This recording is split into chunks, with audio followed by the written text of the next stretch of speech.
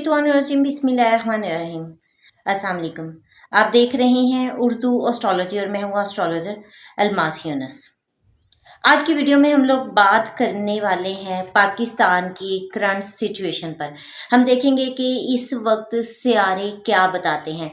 सबसे पहले हम बात करेंगे पाकिस्तान ने जो अटैक किया उस पर, यानी कि ऑपरेशन बुनियानुल मरसूस। ठीक है। और उसके बाद हम बात करेंगे मोदी के लिए एक नई मुश्किल खड़ी हो गई और सीज फायर जो हुआ उसका मुझे मुस्तकबिल क्या नज़र आता है। तो चलें इन तमाम पॉइंट्स पर बड़ी तफसील के साथ बात करेंगे। इससे पहले कि मैं अपनी वीडियो का आगाज़ करूं, जो लोग मेरे चैनल पर न्यू हैं सबसे पहले चैनल को सब्सक्राइब कर लें और बेल आइकन को प्रेस कर दें ताकि मेरी आने वाली वीडियोस के नोटिफिकेशन आप लोगों को रिसीव हो सके। इसके अलावा अगर आप लोग भी अपना बर्थ चार्ट बनवाना चाहते हैं तो बहुत ही मुनासिब सी फीस के साथ आपको मुकम्मल रहनुमाई दी जाती है। स्क्रीन पर मेरे नंबर चल रहे हैं, इन पर आप राब्ता कर लें। इसकी बहुत ही मुनासिब सी फीस है।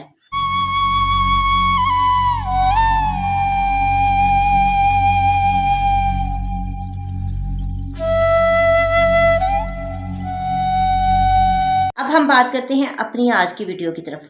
आप लोगों के साथ 9 मई को मैंने एक प्रेडिक्शन शेयर की थी जिसमें मैंने बताया था कि अगले 48 घंटे बहुत अहम हैं।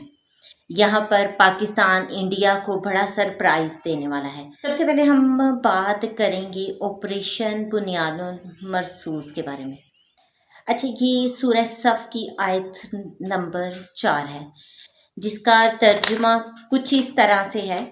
बेशक अल्लाह उन लोगों से मोहब्बत करता है जो उसके रास्ते में इस तरह सब बस्ता होकर लड़ते हैं गोया कि वो सीसा पिलाई दीवार हो। तो बुनियानुल मरसूस का मतलब है सीसा पिलाई दीवार। अब आप लोगों को याद होगा कि मैंने ये प्रेडिक्शन शेयर की थी जिसमें मैंने बताया था कि अगले 48 घंटे बहुत ही अहम है। तो उस पर मुझे बहुत सारे लोगों ने कमेंट किया कि कुछ भी नहीं होगा, पाकिस्तान कुछ भी नहीं करेगा और इस तरह से नेगेटिव कमेंटिंग हुई। लेकिन आप लोग ये भी देखें कि मैं साल 2025 के आगाज़ से 5 जनवरी 2025 को मैंने जायचा पहली बार लिखा था पाकिस्तान का और उसमें मैंने बताया था कि इस साल बड़ी जंग छिड़ने का ख़तरा है। 13 जुलाई 2024 को मैंने प्रेडिक्शन दी थी कि मार्स डेबिलिटेड होगा और यहाँ पर मुझे शदीद सिक्योरिटी खदशात नज़र आते हैं, अवाम बुरी तरह पिसती हुई नज़र आती है। और इस तमाम पीरियड में आप देख लें कि 2025 में अवाम ने कितनी ज़्यादा मुश्किलात झेली। 14 अगस्त 2024 को जब सालाना जायचे का आगाज़ हुआ था उस वक्त मैंने आपको तफसील से बताया था कि इस साल का आगाज़ कमर दर अकरब में हो रहा है जो पाकिस्तान की अवाम के लिए अच्छा नहीं।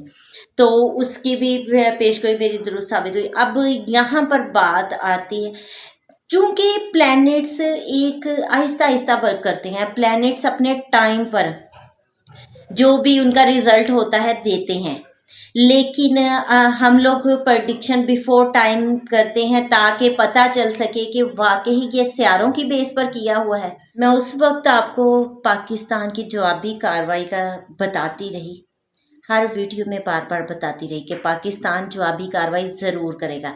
बहुत सारे लोग इस वक्त नाउम्मीद थे, सबको लग रहा था कि पाकिस्तान जवाबी कार्रवाई नहीं करेगा। बहुत सारे एस्ट्रोलॉजर्स कह रहे थे ये जंग नहीं होगी, जब मैं आपको ये सारी चीज़ें बता रही थी। और मैं बार बार बता रही थी कि अभी हमारी फोर्सेस का लॉर्ड डेबिलिटेड है। 9 मई के 8 मई को जब उसका ट्रांजिट होगा उसके बाद वो आतिशी बुर्ज में जाएगा तो ताकत पकड़ेगा, फिर हम कुछ स्टेप लेंगे। आप देखें वो प्रेडिक्शन बिल्कुल एक्यूरेट हुई। इन तमाम चीज़ों को दोबारा रिपीट करने का मकसद ये होता है कि कड़ियाँ एक दूसरे के साथ मिली होती हैं। ये गैप का इल्म तो नहीं है, कैलकुलेशन बेस्ड नॉलेज है और हर चीज़ का एक टाइम होता है। जो प्लैनेट अपनी डिग्री को क्रॉस करते हैं उस डिग्री पर पहुंचते हैं जहां पर उन्होंने रिजल्ट देना होता है, तब वो अपना रिजल्ट देते हैं। ठीक है, पहले उस टाइम को बताना मुनासिब नहीं होता। वो आप सब लोग समझते हैं कि अगर आपको पहले बता दिया जाए कि इस दिन इस वक्त होता है, उसमें कैलकुलेशन में थोड़ा ऊपर नीचे टाइम हो जाता है जो कि इवेंट के चेंज होने की तरफ इशारा होता है, इसलिए हम अप्रॉक्सीमेट टाइम उसको समझते हैं। अच्छा जी, यहाँ पर पाकिस्तान ने भरपूर जवाबी कार्रवाई की। क्यों क्यों मैंने आपके साथ पहले शेयर किया था कि पाकिस्तान के एसेंडेंट में एग्जॉल्टेड सन पड़ा हुआ है। पाकिस्तान यहाँ हार मानने वाला नहीं, और जैसे ही फोर्सेस का लॉर्ड उसके साथ ट्रांसिट करेगा, हमारी फोर्सेस, हमारी कम्युनिकेशन, हमारी प्लानिंग पहले से बेहतर हो जाएगी।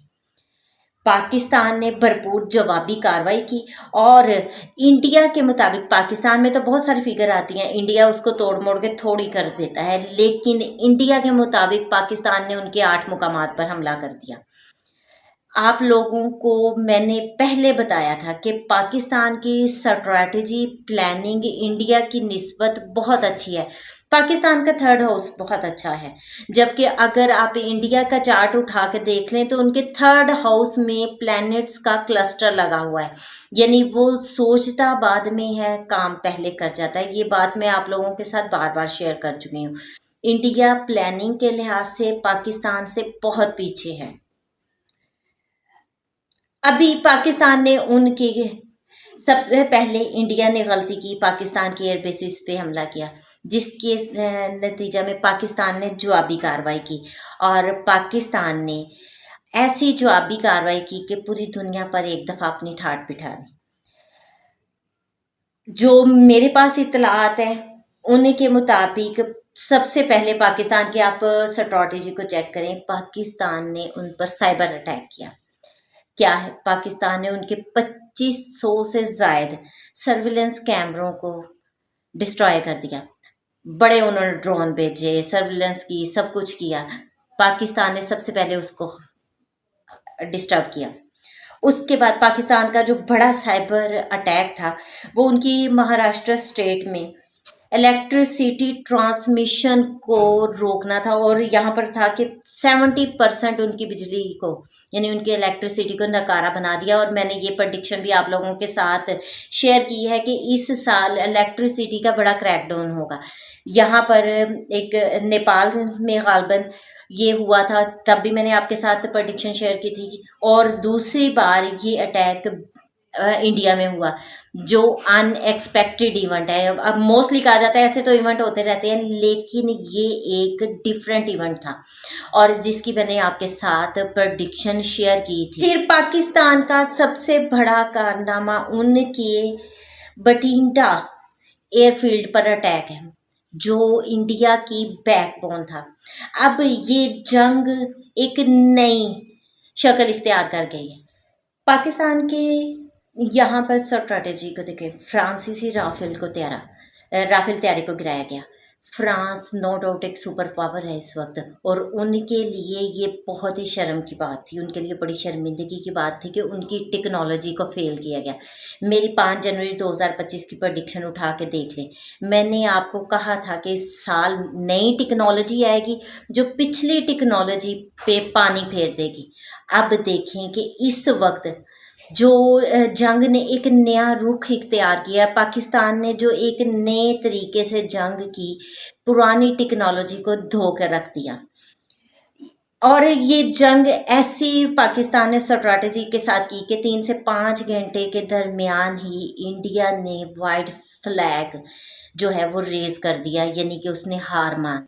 फिलहाल तक की न्यूज़ में तो मुझे ये भी पता चला है कि हमने उनकी भारतीय फीमेल पायलट को अरेस्ट किया है। बहरहाल अभी इसकी कंफर्मेशन मुझे भी नहीं है, लेकिन मैंने बार बार आपको बताया था कि पाकिस्तान की फ़िज़ाइया बहुत मज़बूत है। पाकिस्तान की फ़िज़ाइया बहुत मज़बूत है, और पाकिस्तान उसको फ़िज़ाई मात देगा, और पाकिस्तान ने बिल्कुल वैसे ही फ़िज़ाई मात दी। अब हम बात करते हैं इस वक्त जो सीज़ एग्रीमेंट हुआ। फ़िलहाल ये सीज़ एग्रीमेंट जो है कम्युनिकेशन के थ्रू हुआ है, और इस वक्त अगर हम ज़ायचा पाकिस्तान को उठा के देखें तो 12 हाउस एक्टिव है। अगर मैं उसके मुताबिक आप लोगों के साथ एक प्रेडिक्शन शेयर करूं तो मुझे ये लगता है कि इस वक्त जो ये एग्रीमेंट किया गया है वो सिर्फ़ और सिर्फ जज्बाती कदम था, और दोनों ममालिक की तरफ से मुझे इस एग्रीमेंट में इस पर इम्प्लीमेंट होता दिखाई नहीं देता है। इसमें प्रॉब्लम्स आएंगे, ये लोग फिर ब्रेक करके दोबारा से कुछ ना कुछ हलचल कर सकते हैं। इसका इसकी खिलाफ वर्जी की जाएगी और दोबारा जंग की तरफ एक कदम उठाया जाएगा। अब यहाँ पर देखें, मोदी के लिए इंतहा की मुश्किलात खड़ी हो गई हैं। आप मैं प्रडिक्शन उठा के देखें, मैंने आपको बताया था कि सैटर्न राहु के कम्बिनेशन में मोदियाँ गलतियाँ करेगा, पर मरकज पर कोई नया चेहरा आएगा और उसमें मोदी पीछे रह जाएगा। और यही हुआ, मोदी ने गलतियों पे गलतियां की। इस वक्त उनकी अपनी आवाम उन पर बहुत दबी हुई है। इंडिया का जायचा उठा के देख लें, इंडिया का फोर्थ हाउस बहुत मजबूत है, उनकी आवाम बहुत मजबूत है, उनका लॉर्ड सन एग्जॉल्टेड है इस वक्त। जबकि पाकिस्तान की आवाम पिटी पड़ी है, पाकिस्तान की आवाम बहुत डिस्टर्ब है, पाकिस्तान का फोर्थ हाउस बहुत डिस्टर्ब है, सैटर्न राहु के ट्राइन में है और इसके अलावा उन पर बहुत सारे नेगेटिव प्लैनेट इस वक्त बैठे हुए हैं। पाकिस्तान को यहाँ पर बहुत ज़्यादा मुश्किलात है, उसकी आवाम को, पाकिस्तान को नहीं, पाकिस्तान के असेंडेंट में एग्जॉल्टेड सन बैठा है, जबकि उसकी आवाम जो है वो डिस्टर्ब है और बिल्कुल एज इट इज़। और जबकि हम इंडिया का जायचा उठाएं तो उसमें सूरत हाल डिफरेंट है। इंडिया की आवाम इस वक्त बहुत मजबूत है और वो यहाँ पर मोदी से उनका हिसाब लेंगे। पाकिस्तान ने उनकी वेबसाइट्स को हैक किया, डिस्टर्ब किया, उनकी एयर बेसिस को तबाह किया, तो यहाँ पर उनकी आवाम नरेंद्र मोदी का जीना हराम करेंगे, उनसे हिसाब लेंगे, क्योंकि उनके तौर पे देखें तो उनको बहुत ज़्यादा डिस्ट्रक्शन का सामना करना पड़ा, माशी तौर पर भी उनका बहुत नुकसान हुआ है और इंटरनल लेवल पर भी उनकी आवाम बुरी तरह डिस्टर्ब हुई है और इंटरनेशनल लेवल पर देखें तो वहाँ पर भी उनको बहुत ज़्यादा रुसवाई का सामना करना पड़ रहा है। तो यहाँ पर ये एक छोटी सी गलती जिसके बारे में मैं आप लोगों को दिसंबर 2024 में बता चुकी हूँ, प्रडिक्शन दे चुकी हूँ, वही गलती दोहराई गई और चीज़ें उसी तरह से आगे हो रही हैं। तो ये एक नॉलेज पे छोटी सी वीडियो थी जिसमें मैंने आपको कुछ चीज़ें न्यू बताई हैं। आने वाली वीडियो में मज़ीद कुछ नए इंकशाफात करूँगी। इस मुख्तसर से वीडियो के साथ ही आप लोगों से इजाज़त चाहूँगी। अपना और अपने प्यारों का बहुत सा ख्याल रखिएगा और मुझे भी दुआओं में याद रखिएगा। अल्लाह हाफिज़।